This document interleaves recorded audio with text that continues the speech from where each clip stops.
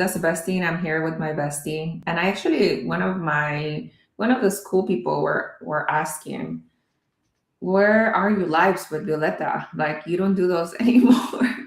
And I was just thinking about it. I was like, "Oh yeah, we haven't done one in a while."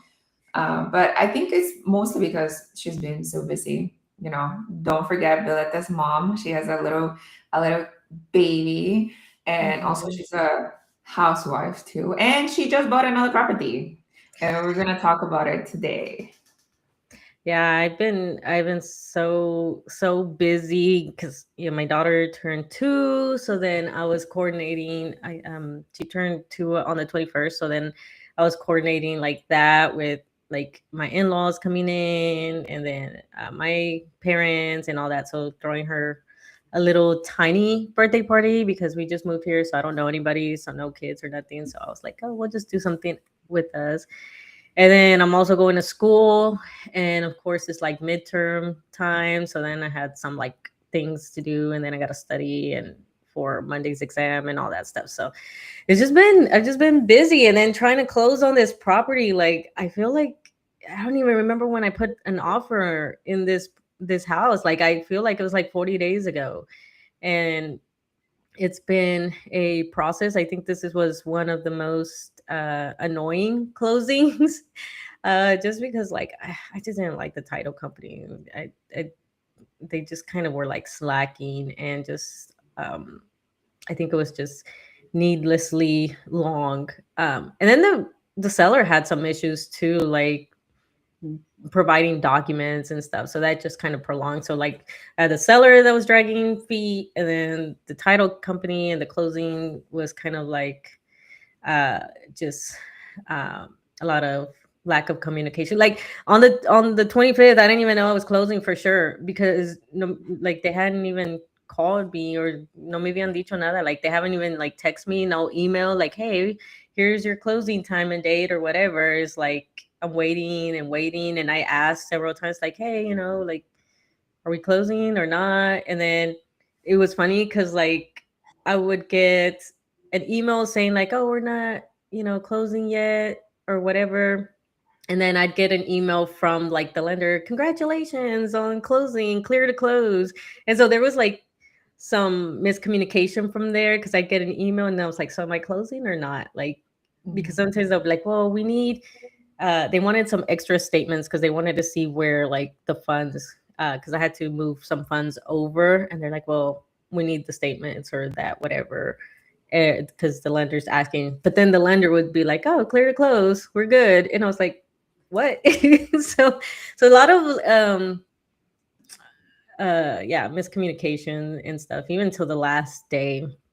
And the closing itself, again, I didn't even get told like where to go, what, not even the wiring information, or like not even like the amount I was supposed to wire, right? So I got that information like at 3 p.m., which is like after I could wire anything. And so I was like, what? And then the mobile notary called me. It's like, yeah, ready to meet. I was like, what are you talking about? Like, I haven't even been told anything. And he's like, oh, darn. And it's like, well, and for some reason, they got a mobile notary that lives northeast of the city, in San Antonio is big, and then I'm like south, and so for both of us was like an hour away to meet, and then we met at a McDonald's. I don't know if you've seen the my reel lately, and yeah, I got to close at a McDonald's because that was kind of like the halfway point.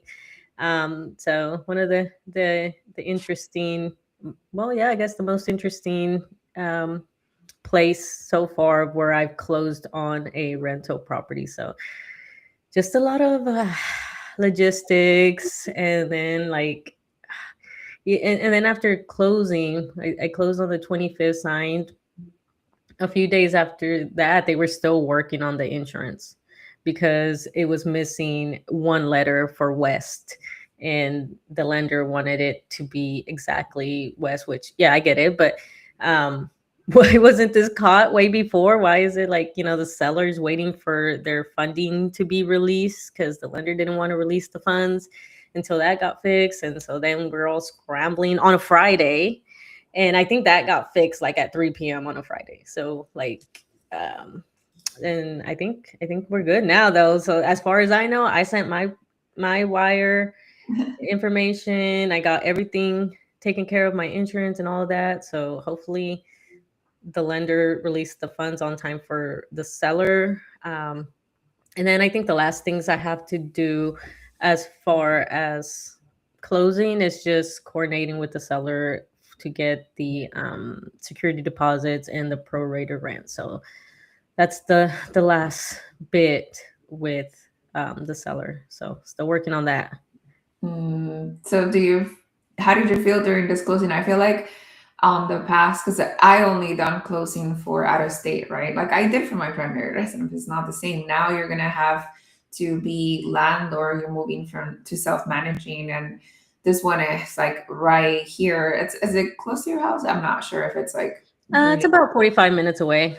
45 minutes away. Yeah. Yeah, I will say it was kind of like had some nerves, a little bit of fear that as closing was around the corner, I started like stressing out because I don't have the cushion of a property manager this time. It's like all me. And so I'm like, oh man, I need to create my checklist of what I need to get done and stuff. Cause I usually the property manager does all of that for me. And I just get the email like, hey, we need to get this fixed, blah, blah, blah. And I was like, okay, go do it. And then now I'm like, okay, so contacting the tenants, so getting their contact information. And so my husband and I are gonna tag team because I'm good with the logistics and I'm good with the finances and stuff like that, but I'm not good with the people part, right? Because I don't like confrontation and then I feel bad and blah blah blah. But my husband is really good with people. Like they just like him. Like they just he's really good. I every time I hear him with a meeting and stuff like that, he just has a really likable personality, but he could also be firm and and be strict when needed, and he's not afraid of confrontation. So I think that's a good team, and so that's gonna be interesting as we manage this first property together. So he's already contacted the tenants and kind of just did a brief introduction like, hey, we're the new landlords and blah blah blah.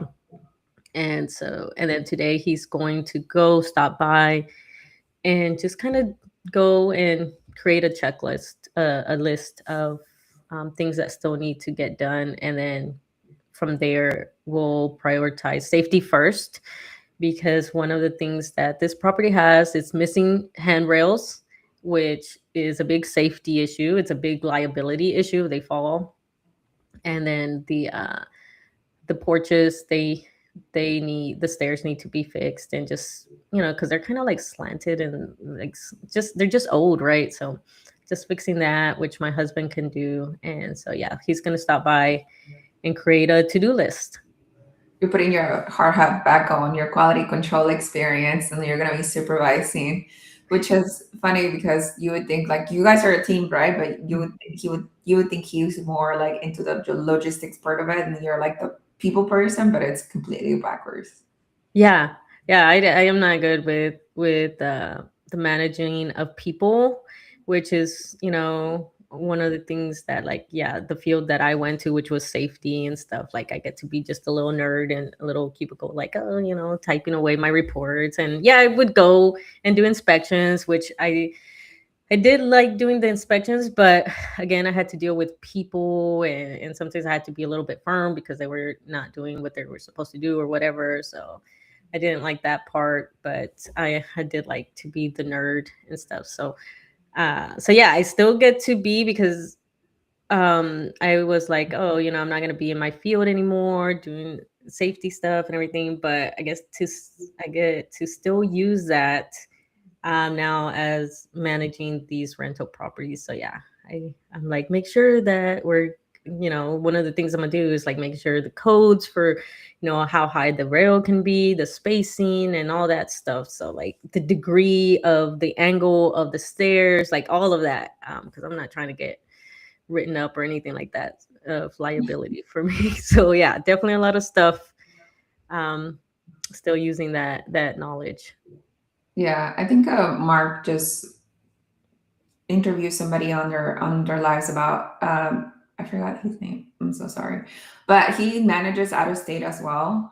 He manages not houses and he has a very systematized way of like moving in, you know.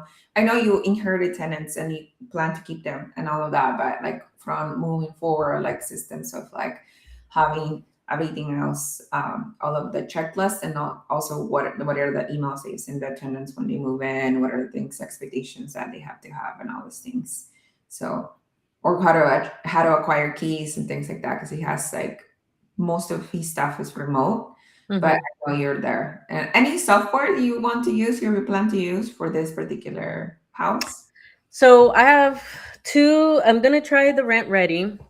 Um, been playing around with that, and so far, I like kind of like the dashboard and stuff like that. So that's something that I'm gonna look at and use and see how it works.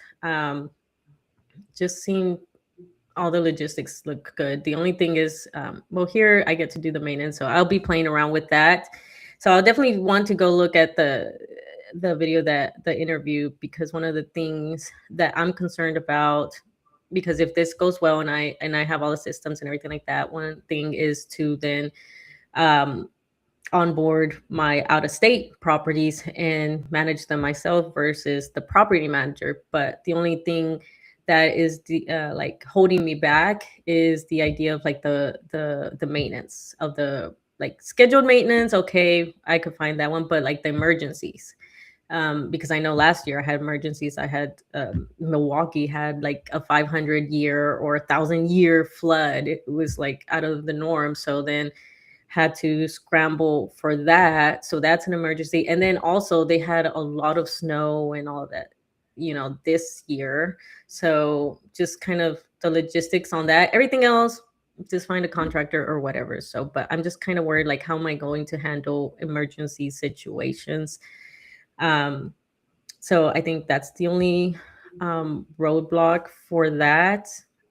And then here, like I said, so I don't know if like Rent Ready has something like that for like emergencies, or if I just find like a contractor that I could have for emergencies there. So that's still, I'm figuring that out with Rent Ready. The other thing I am using is Baselane, which Mhm. is just a banking. And one reason I use that one is because I like that you're able to create like buckets, and it could be for the property, and then also you have like your capex. So it created off the bat like 5 buckets, one for like operating, so I could pay like the rent and use it to go like to Home Depot or whatever. Then it has an account, a savings account for capex, a savings account for acquiring new property, so that's one, and then for vacancies and stuff like that. So you could create all different types of buckets. So I really like that. And then again, I just started with that one. So, but I've been playing around with it, and it looks like it's going to give some cool reports. You have the ability to collect rent from there, but I kind of want to use Rent Ready for the collection of the rent and all of that. Um, just because I'm testing it out and see how I'm going to like it to manage the other properties. So yeah. Ooh, the other properties. I know. And then Yeah. you bought, this is kind of like a duplex, right? It has 2 units, like one on one side, one on the other, but you Mhm. have a lot of land to develop Mhm. additional lots or additional homes in the back. Yeah, yeah. So this property, one of the things, even though, so it's a duplex and it's an older property. I think it's from like the 1950s. So it's on one side it's a 2 bedroom, one bath, and one of the bedrooms it was an addition. So I guess at one point was like just a 2 bedroom home, and at some point became a duplex or something. And then the other side is just a 1 bedroom, one bath, which I usually like. All my duplexes are like 2 bedroom, one bath. And but the reason I went for this one, even though it wasn't going to cash flow as much as I usually try to go for, is because it's on a 0.34 acre lot. inside the city. And I know San Antonio approved in 2025 the ability to have ADUs in the back. So I'm going to go and try to put, I'm thinking maybe two 1 bedroom, 1 baths. I'm not sure if I just want to go and do just another 2 bedroom, 1 bath, or just split it and make it another duplex in the back. So I haven't got to see the logistics and all that, but I know you'll it'll be an easier time to be able to do that. So then I'll have basically a fourplex on one lot. So that's the benefits of that. So that's going to be another learning um, curve for me because I've never like built anything like that. So going to be interesting because I also will be learning because I know my sister wants to do a tiny home, and so I'm going to be using the knowledge for those two. So it'll be fun. Yeah, and thank you, Dylan, to mentioning Jack. Jack that invests in Minnesota. If you haven't checked out Mark's recent, he went live with him yesterday. It Mhm. should be at his channel. Yeah, rent Reddit is solid, but Janelle, she's saying, when possibly inheriting tenants, I tried to meet them during the initial walkthrough. And I think you met them, right? It's Yes. just the logistics of like having their contact information and everything that you're now pretty much trying to establish a relationship with them. Yeah, we were able to, when I was looking at the property, we met them, and they were nice and all that. And so they're super ecstatic that somebody's taking over because their previous owner, like had some. I think he cut corners for sure, especially with the flooring because he used like stick on tile that looks like the LVP, and so that it was already coming apart in the kitchen and in the living room. So that's definitely one thing that we'll be taking care of. Like again, the porches, like I don't know how he wasn't scared of like that's one of the things. Maybe it's the safety in me that like I'm scared of all the liability. That as soon as I see that, I was like, oh my god, I could get sued, right? But this previous owner, I guess, didn't care about that because he had like holes in the wall, which I had him repair, and then a broken window and stuff like that. And I don't think that he even had locks because these two tenants from the units, they actually know each other. They actually like lived in I guess from their story, they lived in like an apartment area before. So then one of them moved to this one, and then the unit came available, and then the other person came. So they know each other, and they kind of like covered down for each other. And so one of the things I noticed, like if I needed to go to the other unit when I was doing the walkthrough, um, they just went in there. It's like okay, and they had mentioned like the logs because I asked for logs and stuff, and I don't know how that works, but I'm just gonna change the logs anyways um, for them and fix a little bit. But yeah, there's a lot of safety things that I need to take care of first. They're excited.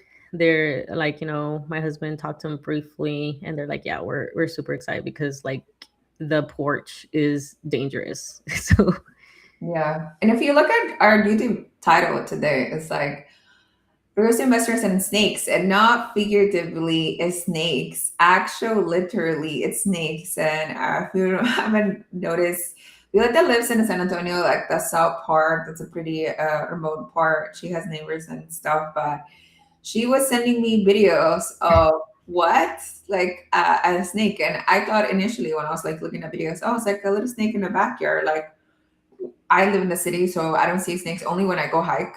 But I'm like, Mhm. I'm thinking this like little itty bitty snake. But she tells me today it's a 5 foot long snake that she caught in her backyard. Yeah. So I bought some 10 acres, which over here down south of San Antonio. And yeah, I put a manufactured home on it, and I'm gonna homestead and all that. And so that's what I'm doing. I'm figuring out how to. I'm gonna be like house hacking it too because obviously I'm gonna have like home office and all that. But yeah, so it's pretty rural. so there's a lot of mesquite trees and nopales, so a lot of cactus up over here. So I'm excited of that because I like you could eat cactus if for those that didn't know, we like Mexican culture, we eat nopales and also the fruit, which is the prickly pear fruit, I think in English. So excited for that, but I am going to have to clear some of that because there's a lot of it too close to the house. And the other day I was in school and then my husband sent me a video of a 5 foot diamondback rattlesnake that was in our backyard. And so, yeah, he ended up, he had to kill it because it was too close. That's where, like, by the yard where my daughter plays, and it's a pretty big snake. And my neighbors, we have little text group going on, and I found it curious that they were like knocking down a lot of the trees and shrubs and stuff. And when I text them, they were like, "Yes, because we're worried about snakes." And we're like, "Okay, right." And I think that was kind of because I'm also from the city. I'm from Dallas, and so like I didn't see snakes besides like little tiny garden snakes here and there. And Hmm. so I was kind of like, okay, I think you're exaggerating, whatever. But no, then a day or two later, big giant rattlesnake in in our backyard. So he he shot at it and killed it. And Can't say that on YouTube. we oh you can't, well, we he took care of it strategically. And we were, because I know you could cook it and make stuff with it, like, just fry it up. And but my husband didn't really preserve it right away, so I was kind of like sketched out of like, nah, maybe if we do it again, if next time maybe we'll try cooking it. But we did get the skin, and we're gonna dry it out. We're drying it out right now, and the rattle, so make a keychain out of that maybe. And then from the skin, I don't know, maybe a wallet or something. So yeah, sorry for those that like wildlife. I do like wildlife and I am a tree hugger. So but I mean, sometimes it is what it is. And I just didn't want to um it all go to waste. We sent back um the rest of the snake for the vultures. So at least, we gave it back. So It goes back to the ecosystem. Yeah. Yeah. yeah. It was interesting too. I was like, oh, what the heck is going on? And then she sends me the video of like the skin, and I was just like, wait, that is not a small snake. And then it tells me it was a big snake. It was Yeah, kind it was a pretty large snake. I um yeah, I looked it up and it says like in the rural areas they get like 5 to 6 feet long. And it's funny because at school they do have signs that says watch out for rattlesnakes, and I was like, okay. And then so now it's like this happens, and then now in my rental property, now I'm curious that if that's going to happen, especially since it's a larger lot, and I could see where maybe some snakes might hide. So I'm probably gonna have to take care of that too, which brings us back to investing, like double check wildlife when you buy these rental properties as well. of, make sure. Yeah. I mean, I feel like we stopped the chat with the snake talk. Just Yeah, I don't know.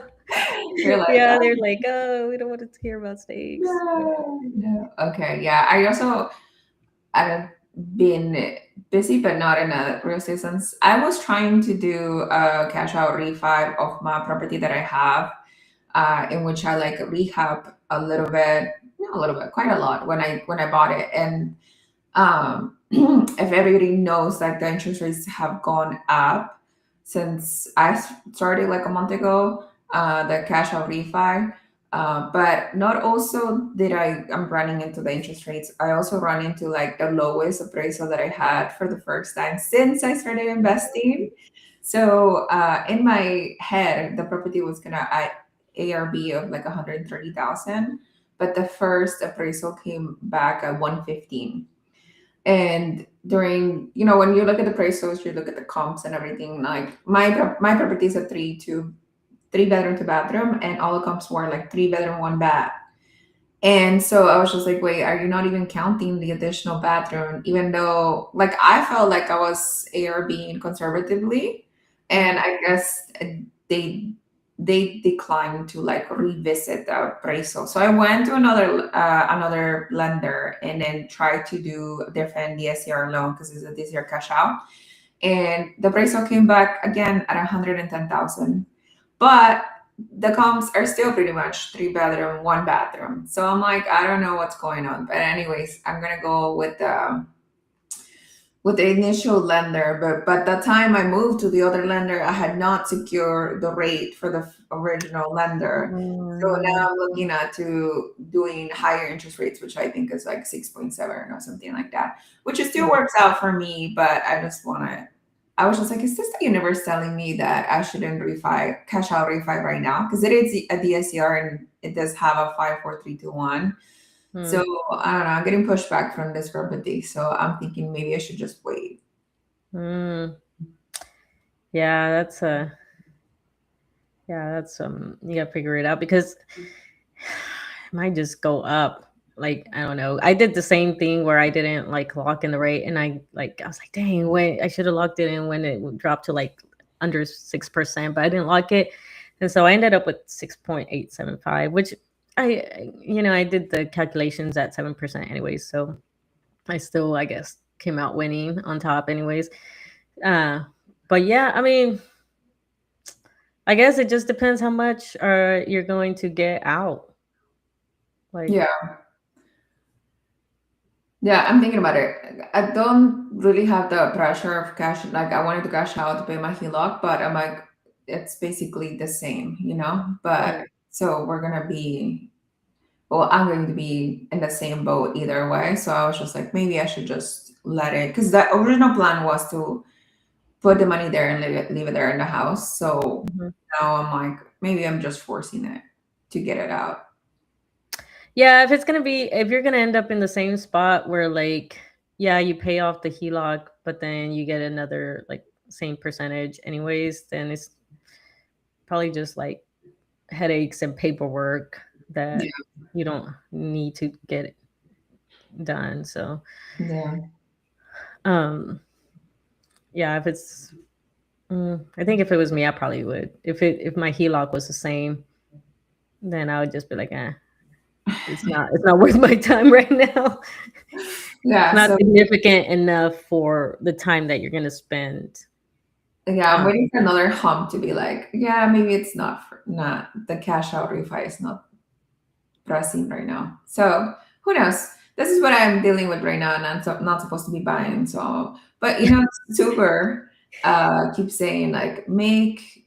Did you feel like these sellers were more, because you said they were doing repairs for you and everything, right? Did you feel like this transaction was easier as opposed to your other transactions, like in terms of negotiating the price or negotiating the repairs or negotiating closing costs?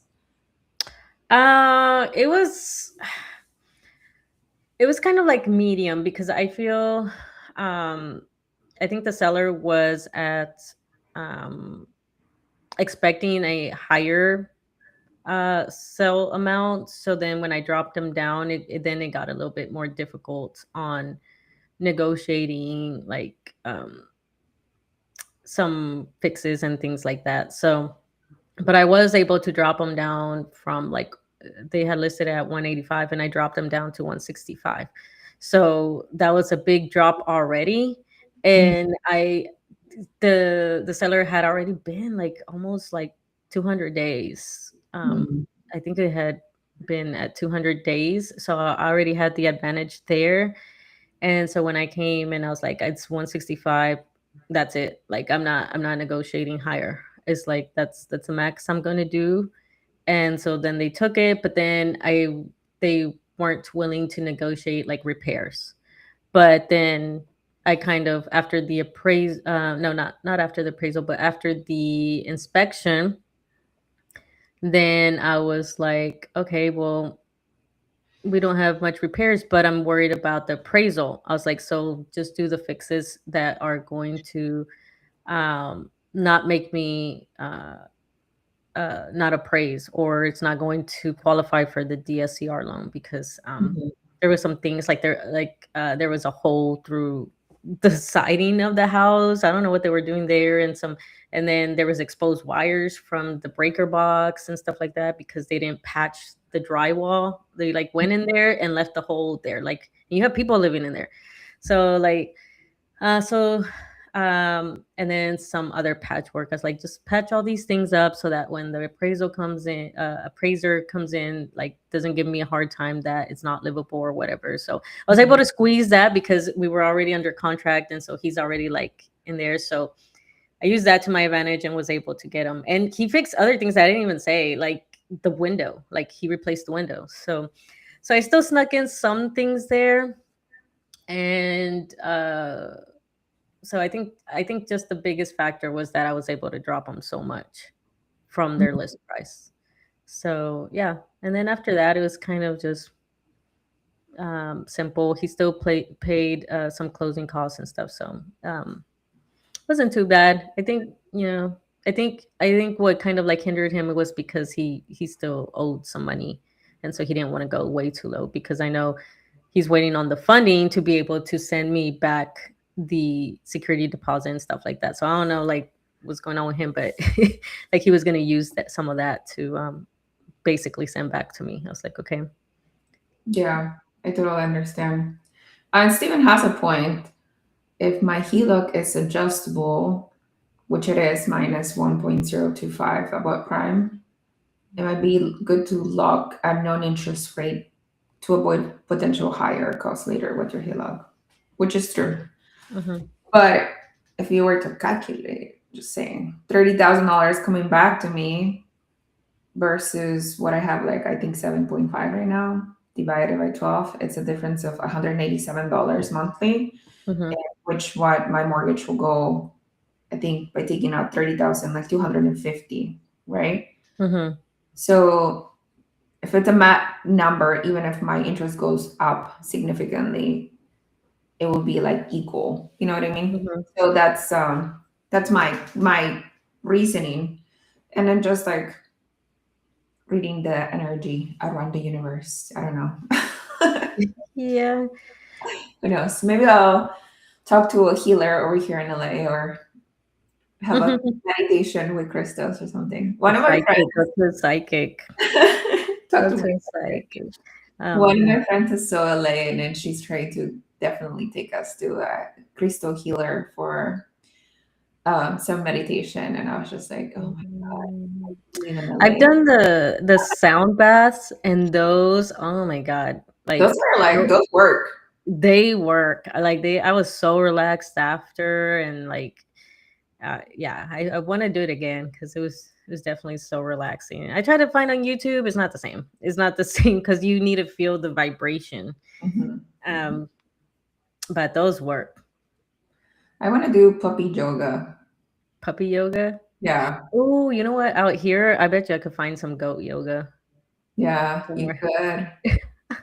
Maybe just like do it. With Yeah. me, goat yoga. You can get a few goats and Yeah. have them out in your house.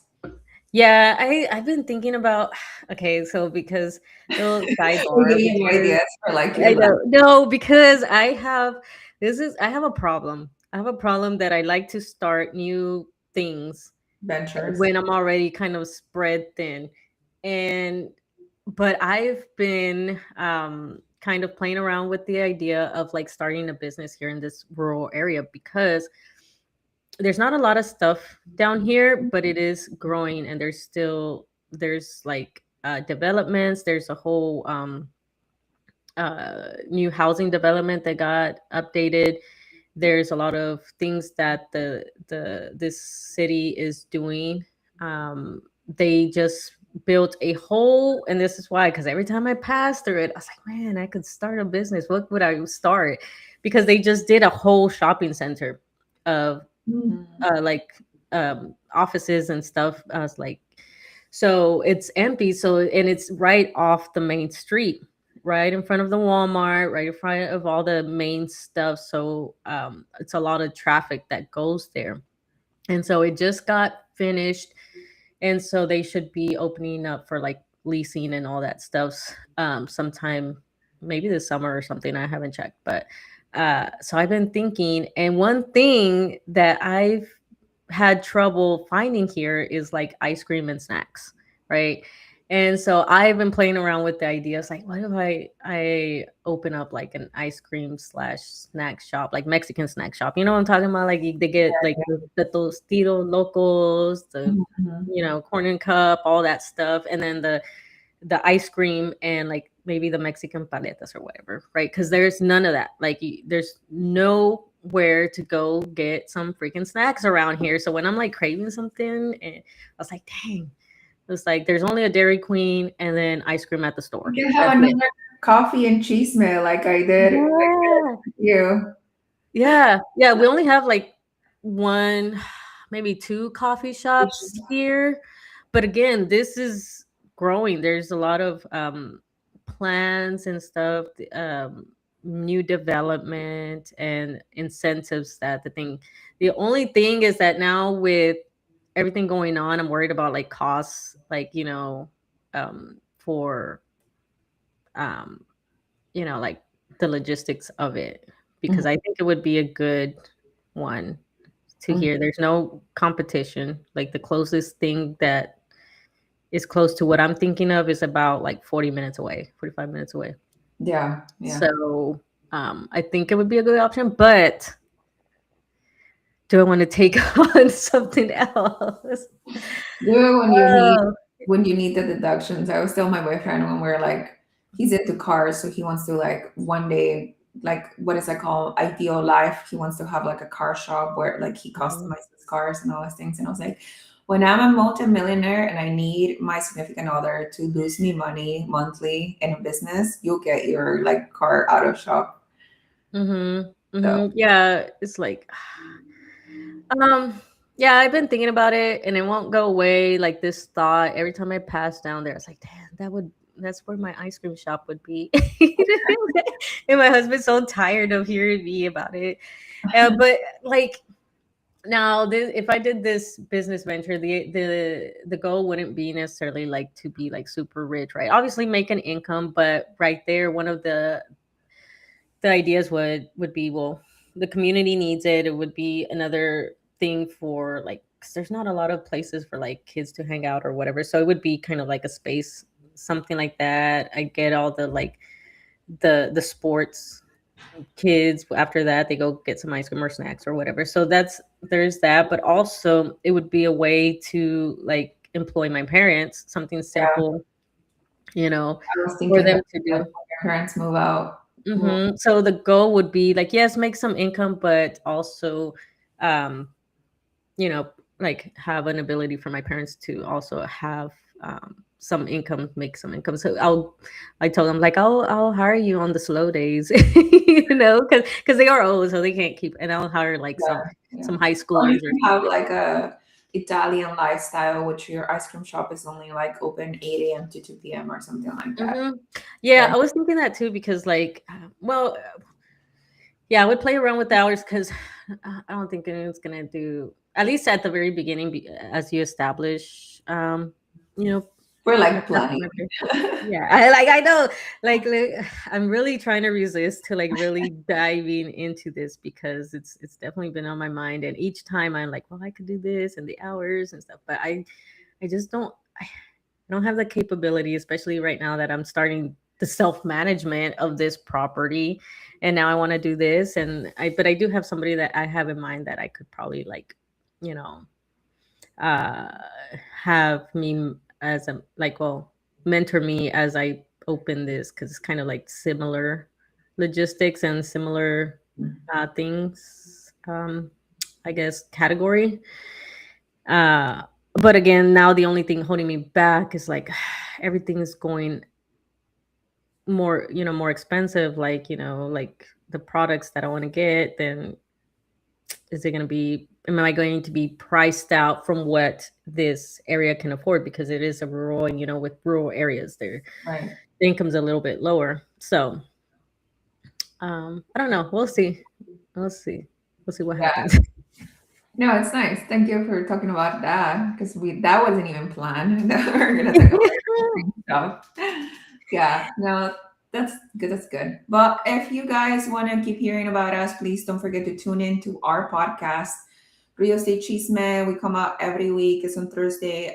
We have a YouTube video channel, also podcast. So if you can subscribe, leave a comment or like, we are really trying to get the viewership up. And yeah, comment, say hi, or I don't know, hate also, hate comments. We hate them all. Okay.